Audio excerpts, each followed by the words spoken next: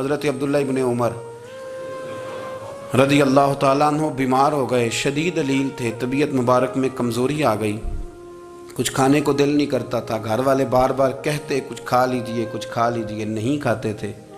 بالآخر حضرت نافع آپ کے غلام تھے، ان سے کہنے لگے کہیں سے مچھلی مل جائے نا تھوڑی سی تو میں کھاؤں گا۔ تو کہتے ہیں میں سارے مدینے میں ڈھونڈتا رہا، مچھلی نہ ملی، اگلے دن بھی ڈھونڈی تو نہ ملی، تیسرے دن بھی ڈھونڈی تو نہ ملی، تو فرمانے لگے یار بس چھوٹی سی خواہش ہے، کوئی فرض نہیں ملتی تو رہنے دے۔ کہتے ہیں چوتھے دن مچھلی مل گئی، میں 1.5 دینار کی مچھلی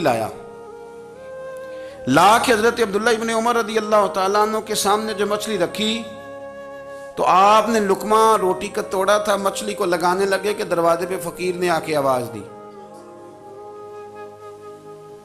کچھ کھانے کو دو۔ تو حضرت عبداللہ ابن عمر نے روک لیا اور ہنسے۔ کئی دفعہ ہم بھی دیتے ہیں پر ہمارا چہرہ دیکھنے والا ہوتا ہے، اتنے ہم غصے میں ہوتے ہیں دے دیتے ہیں، لیکن جو سلوٹیں ہوتی ہیں نا چہرے والی وہ گنی نہیں جاتی۔ ہنسے، فرمایا دیکھو میرا اللہ کتنا کریم ہے، وہ مجھے بچانا چاہتا، اٹھا بار دیا جا کے۔ تو خادم اب حکم کا پابند تھا، وہ لیت اللہ تو کر نہیں سکتا تھا، وہ گیا اور جا کے دے آیا۔ فقیر جب سارے محلے سے آٹا اکٹھا کر لیتے ہیں تو پھر ایک جگہ جا کے بیچتے بھی ہیں۔ دے آیا، وہ 2 گلیاں آگے گزرا تو میں پیچھے دوڑا گیا، میں نے کہا سچ بتا کھانی ہے کہ بیچنی ہے؟ وہ کہنے لگا جو بھی سبب لگ جائے کر جاؤں گا، آپ نے دے جو دی ہے۔ تو کہتا ہے میں نے اسے کہا کہ یہ 1.5 دینار کی میں نے خریدی تھی، اگر تو 2 دینار کی مجھے بیچ دے تو آج کل مچھلی مدینے میں مل نہیں رہی، تو میں اپنے آقا کو دے دوں گا، وہ یہی کھائیں گے، بیمار ہیں۔ تو کہنے لگا جی بسم اللہ، مجھے کیا اعتراض ہے، 2 دینار مل رہے ہیں، 1.5 کی مچھلی، اور 1.5 کی بھی کسی نے نہیں خریدنی تھی، اب تو پک گئی۔ فرماتے میں نے 2 دینار اس کو تھمائے، وہ مچھلی اس سے خریدی اور خرید کر کے میں لا کے حضرت عبداللہ ابن عمر کے سامنے دوبارہ رکھی۔ تو فرمایا یہ کیسے آ گئی؟ میں نے کہا حضور 1.5 کی خریدی تھی اور پھر فقیر کو دے دی، اب اسی سے میں 2 دینار کی خرید کے لایا ہوں، آپ قبول فرمائیں۔ تو فرمانے لگے تم نے اچھا نہیں کیا، اب اس طرح کرو 2 دینار بھی اسے دے اور مچھلی بھی واپس دے آؤ۔ عرض کی حضور کیوں؟ فرمایا تم نے قرآن نہیں پڑھا؟ حضور پڑھا ہے۔ فرمایا رب فرماتا ہے لن تنالوا البر حتی تنفقوا مما تحبون، تم بھلائی کو اس وقت پہنچو گے جب اپنی پیاری چیز راہ خدا میں خرچ کرو گے۔ امام غزالی نے لکھا ہے، فرمانے لگے دیا، تو وہ حضرت نافع کہتے ہیں میں دینے گیا، دے کے واپس آیا تو کچھ پریشان تھا، کیونکہ مجھے بھی 4 دن ہو گئے تھے نا تلاش کرتے، تھوڑی طبیعت میں مایوسی تھی کہ اتنی محنت سے میں نے لایا اور آپ نے واپس کر دی۔ تو حضرت عبداللہ ابن عمر نے مجھے قریب بٹھایا، پھر مجھے تھپکی دی، فرمانے لگے پتر میں نے ویسے بھی کبھی جھوٹ نہیں بولا اور آج کل تو میں ویسے ہی بیمار ہوں، ٹائم ہی نہیں، وقت ہی نہیں، موقع ہی نہیں جھوٹ بولنے کا، میں تجھے سچ بتاؤں مجھے مچھلی کھا کے اتنا سکون نہیں ہونا تھا جتنی اللہ کے راستے میں خیرات کھا کے مجھے سکون ہوا۔ تو تجھے تو میری راحت سے غرض ہے نا کہ مجھے راحت کیسے ہوتی ہے، تو مجھے سکون ملا ہے راہ خدا میں دے، میں نفسانی خواہش پوری کر لیتا تو یہ میرا نفس کل پھر مجھ سے مچھلی مانگتا، پرسوں کہتا نہیں چھوٹے گوشت کی یخنی بھی چاہیے۔ ہم لوگ الجھ گئے ہیں، بہت بڑے قیدی ہیں اپنے آپ کے، بڑے قیدی ہیں، سارا دن اپنی خواہشات کی تکمیل میں بھاگے رہتے ہیں، بڑے بڑے سونے نوجوان۔ میں ان پہ تنقید نہیں کرتا، مجھے ان پہ ترس آتا ہے، جب میں رات کے اندھیروں میں انہیں ٹیلی فون لے کے چوکوں میں کھڑے دیکھتا ہوں تو مجھے رحم آتا ہے، میں کہتا ہوں دیکھو نفس کی خواہش کے پیچھے یہ کیا مثلاً آخر کیا ہے اس میں، ایک عورت کے پیچھے تباہ کر لیا اپنے آپ کو، یعنی زیادہ سے یہ کوئی مقصود ہے، یہ کوئی مقصد حیات ہے جس کو مقصد بنا لیا ہے؟ میرے عزیز بات کو سمجھ لیں، اتنا خوبصورت آدمی ہے اور اتنا اس کا اونچا قد کاٹ ہے، اور کیا کس کے پیچھے یہ بھاگا ہوا ہے؟ بڑا سمجھدار، دانشور، عقل مند آدمی، ذی روح بندہ، لیکن اس کا سٹیٹس آپ یہ ملاحظہ کریں کہ وہ 20-40 ہزار کی خاطر جھوٹ بولتا ہے، دھوکہ دیتا ہے، فریب اور فراڈ کرتا ہے۔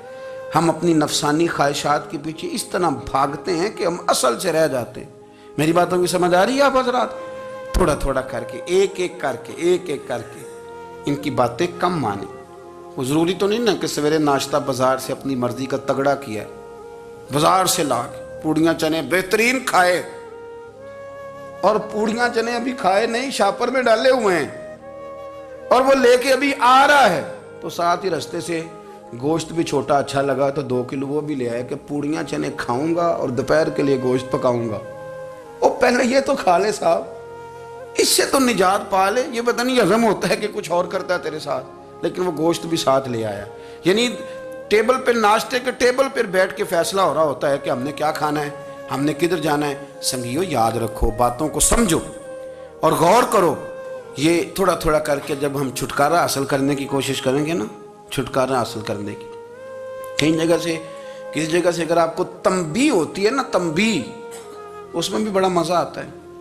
उसमें बड़ा, हमारे एक बुजुर्ग थे, तो एक दिन ना मैं गया तो कहने लगे अल्हम्दुलिल्लाह आज मैं बड़े सुकून में हूँ। मैंने कहा जी वो क्या हुआ? कहने लगे मैं अपने आप को बड़ा पीर साहब समझने लग गया था।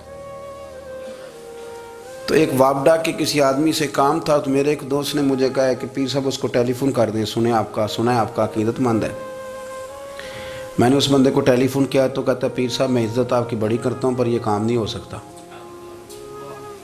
कहते जब उसने मुझे कहा ना तो कुछ भी नहीं, तो मुझे बड़ा मज़ा आया, वरना मेरा तो नफ्स फूल गया था। मैं तो समझता था कि जो मैं कहता हूँ वैसे ही हो जाता है। कहते उसने थोड़ा सा ना मुझे लेवल में किया है, मुझे मज़ा आया। ये लोग ना अपने ऊपर बोझ डालते थे, ये थोड़ा थोड़ा पीछे हटते थे, ये समझते थे कि इस तरह तो हमारी तकमील रह जाएगी। सुबह से शाम तक अगर इसी नफ्स की बातें मानते जाएंगे तो खराबी करेगा। दौलत का नशा है भाई, दौलत इकट्ठी करने वाला किसी जगह सैर नहीं होता। हुस्न का नशा है, हुस्न का नशा है। हज़रत अबू बकर शिबली रहमतुल्लाह अलैह फरमाया करते थे जो तेरी बेटी को खूबसूरत समझ के उसके साथ निकाह करना चाहे उसे बेटी ना देना। हजरत जी क्यों? फरमाया हुस्न तो थोड़े दिन के बाद खत्म हो जाएगा, फिर वो इसकी कदर नहीं करेगा, वो तो कहीं और मुंह मारता फिरेगा। हज़रत अबू बकर शिबली रहमतुल्लाह ताला अलैह की बेटी खूबसूरत थी। एक नौजवान कहने लगा मेरा निकाह कर दें। आप फरमाने लगे पुत्र तो 1 महीने के बाद आना, कर दूंगा। बड़ी मोटी ताज़ी खूबसूरत साहिबजादी। तो हजरत ने उसे दवाई खिलाई, उसे पखाने लग गए। जो पखाना करती एक मटके में संभाल देते।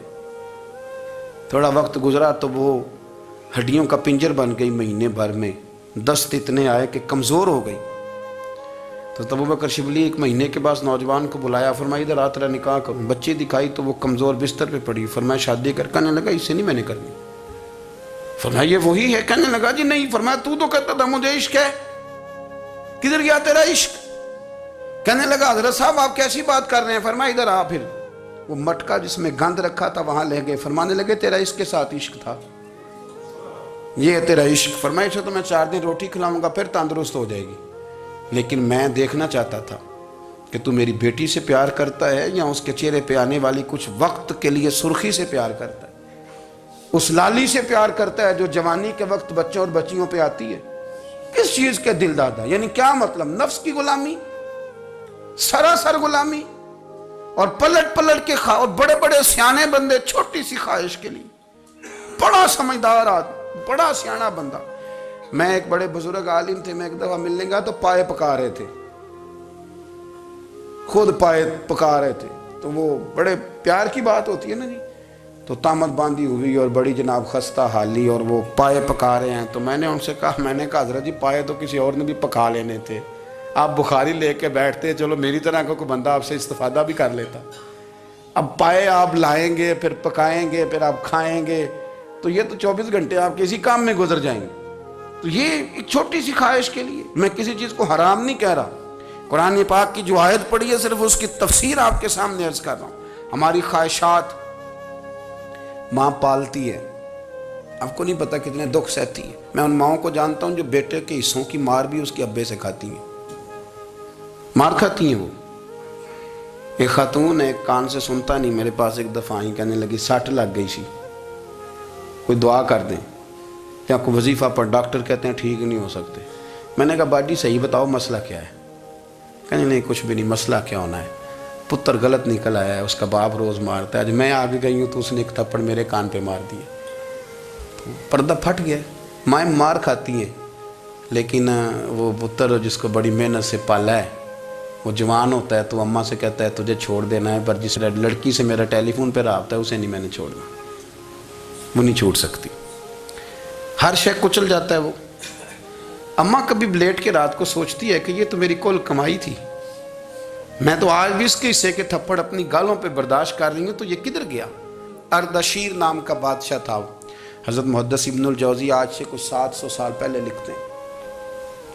اردشیر بادشاہ بڑا خوبصورت تھا، جوان تھا، بڑا عقل مند تھا۔ اس نے اس طرح کیا کہ قریب کی ساری ریاستوں پہ قبضہ کر لیا۔ بڑا عقل مند زیرک تھا، قبضہ ہو گیا۔ ایک بادشاہ بڑا سخت تھا، اس کے ساتھ جب پنجہ آزمائی ہوئی تو اردشیر کہتا ہے اس پہ میرا قبضہ نہیں ہو رہا تھا، اور جب ہم نے ساری ریاستوں نے مل کے اس پر حملہ کیا تو ایک قلعے کے اندر قلعہ بند ہو گیا۔ اردشیر بڑا خوبصورت آدمی تھا، بڑا سمجھدار تھا، تو وہ بادشاہ قلعہ بند ہو گیا، اس نے کہا نکلنا ہی نہیں۔ اب وہ اندر بند ہے، یک بارگی حملہ کیا تو وہ بڑا قلعہ تھا اس میں بند ہو گیا۔ اس بادشاہ کی نا جس پر حملہ کیا، اس کی بیٹی اچانک ایک دن قلعے کی دیوار پہ چڑھی تو اردشیر کے حسن و جمال کو دیکھا تو عاشق ہو گئی، اور اپنے ہی باپ کے خلاف اسے کہنے لگی کہ اگر تو میرے ساتھ شادی کا وعدہ کرے نا تو میں تجھے رستہ بتاتی ہوں حملہ کرنے کا۔ اس نے کہا میرا وعدہ رہا، تو رستہ بتا۔ اس نے رستہ بتایا اس لڑکی نے، اور بادشاہ نے حملہ کیا تو اس کا باپ قتل کیا، اس علاقے پہ قبضہ کیا شادی کے وعدے پر۔ ہاں نفسانی خواہش بندے کو اندھا کر دیتی، نہیں سمجھ آتی اس کو میں کدھر جانا ہے، اندھا کر دیتی۔ حملہ کیا، اور جب اس لڑکی کو لے کے آیا نا اپنے محل میں، تو پہلے دن شادی کی پہلی رات تھی، تو بستر بچھایا کنیز نے، تو وہ کبھی کروٹ ادھر بدلتی کبھی ادھر بدلتی، تو بادشاہ کہنے لگا کیا ہے؟ کہنے لگی بستر میں کچھ ہے، مجھے تکلیف دے رہی۔ اس نے چراغ جلائے اور جب بستر اٹھایا تو ایک اتنا سا دھاگا نکلا۔ دھاگے سے عموماً تکلیف نہیں ہوتی، تو اس نے کہا تو اتنی نرم و نازک ہے کہ دھاگا؟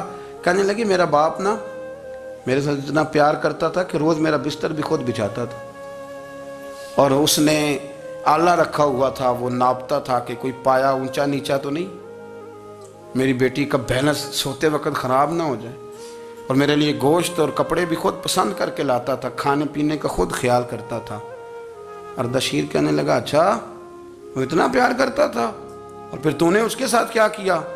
کہنے لگا بلاؤ کنیزوں کو بلایا، فرمایا اس کو اٹھاؤ اور جلاد کے پاس لے جاؤ، اسے کہو کہ اس کے بال ایک گھوڑے کے ساتھ باندھے، پیر دوسرے گھوڑے کے ساتھ باندھے، اور ایک گھوڑا ادھر بھگا دے کدھر بھگا دے۔ یہ جس کے باپ نے اتنا پیار کیا، یہ نفس کی اتنی غلام ہے کہ اس کی وفادار نہیں رہی تو میری وفادار کیسے بنے گی؟ جس نے اتنے نازوں سے پالا کہ دھاگا اسے برداشت نہیں۔ او یارو یاد رکھو، اگر نفس کی غلامی کرو اور بڑے بڑے وفاداروں کو چھوڑ کے غلامی کرو تو پھر کہو وفادار مل جائیں، کوئی بول وا لڑا نہ بول بیٹھی ہوں دے خسم ناراض بڑ بولیاں دے، کہاں سر کھائے تے بلبل ٹھنڈ پائے، بڑے فرق نہیں سجنا بولیاں دے، جڑیاں خسماں دی وچ رضا وسن، بھاگ جاگ جاندے انہاں گولیاں دے، آپ ادلیاں نو سردار پین تکے تے شرما والیاں نو چوٹے ڈولیاں دے۔